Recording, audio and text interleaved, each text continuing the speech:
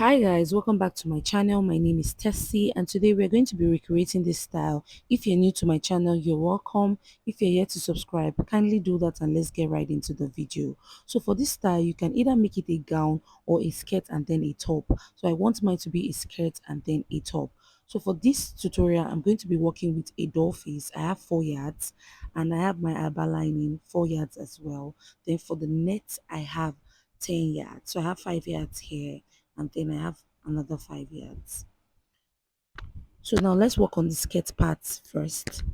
So we're going to be cutting a full circle skirt first. So I folded my fabric in a triangle into 4, and then at this area I placed my waist measurement divided by 4. So I'm not using my actual waist measurement because I'm going to be adding elastic.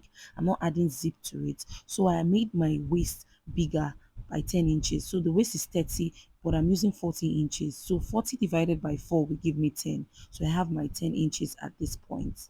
So after connecting my lines, the next thing is to get the length of your skirt. So for the length of the skirt, I'm working with 30 inches. So I chalked 30 inches all around and then connected it into a straight line, and then I'm going to be cutting it out. So after cutting out my skirt, this is what it looks like, as you can see. So what we'll be doing next is cutting our lining piece. So for the lining piece, I've gone ahead to cut out the lining. So the lining is a bit shorter by 3 inches. So your lining should be a bit shorter than the doll face. Hope you understand. So what I'll do next is to join the lining and the doll face together. So the lining is going to be the first layer. The doll face is going to be the second layer. So the next thing to do is to cut out the length of your net. So I've gone ahead to cut out my net. I'm going to join them together. So after joining the net together, what I'll do is to gather it up. So I'll give it a gather stitch and then gather it up carefully. So you can either gather or pleat, anyone that works for you is fine.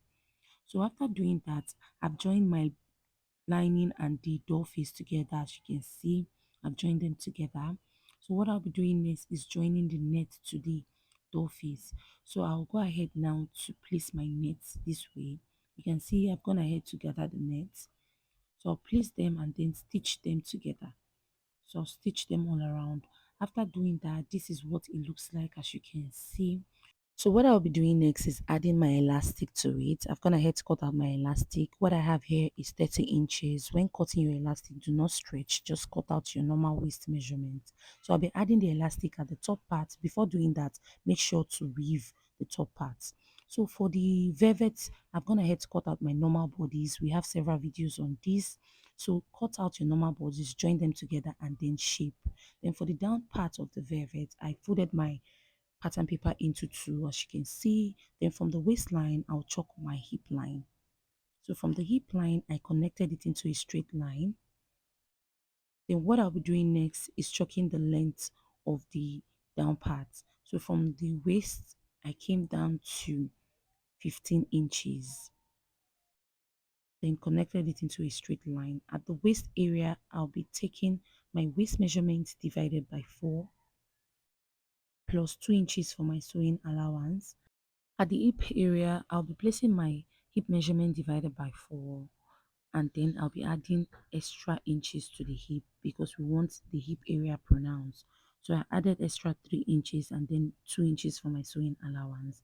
So from the waist, I'll connect to the hip line. So you need to add some inches to your hip line. So after doing that, I'll go ahead now to blend that area and then we're going to be cutting it out. So guys, if you're watching this video and you're yet to subscribe, kindly do that and let's get right back. After cutting up my pattern, this is what it looks like. At the hip area, I'll go up by 1.5 inches. So you go up by 1.5 or 2 inches. So from the hip, I went up by 1.5. So what I'll do is place my ruler at that line and then connect it all the way down.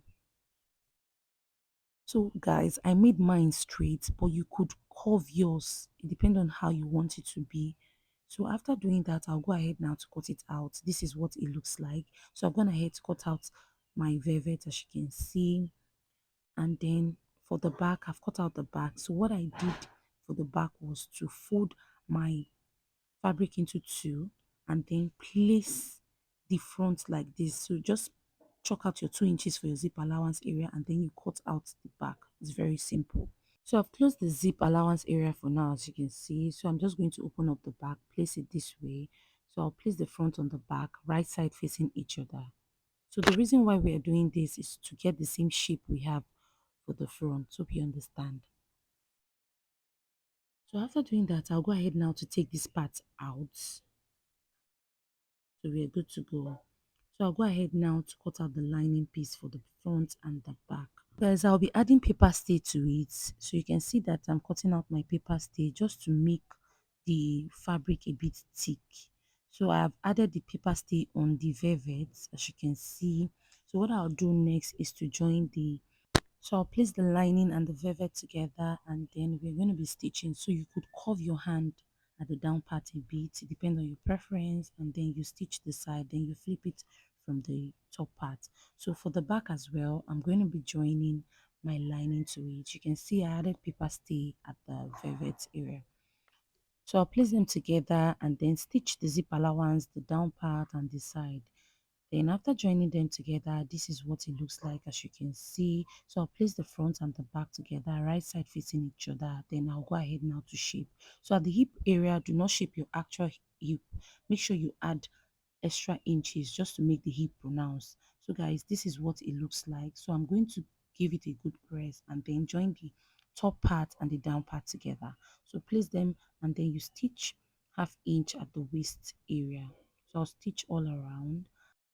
So after stitching, what I'll be doing next is working on the neckline. So for the neckline, I'll check what I have on the neck area all around. So I place my tape at this point. I check what I had all around. What I had there was 21 inches. So I'm going to have to cut out a band of 21 inches. So on fold, what I have here is 1.5 inches. So I'll go ahead now to add my band to the neckline area and then stitch using half inch all around. So guys, after doing that, we are good to go. I've added the zip at the zip allowance area, and then I'll show us the end result. So guys, this is the end result. This is what the skirt looks like. As you can see, that this is 10 yards of net and it's not that full. If you want yours fuller, I think you should use 15 to 20 yards of net, depending on how full you want it to be. This is the top on the skirt. As you can see, you can make yours a gown, but this is how my client wanted hers, and this is a bit tight for me. The owner of the dress is very small. She's yet to come for fitting. I just had to wear it for you guys to see what it looks like. Please do not forget to like this video, comment, share and subscribe. Bye.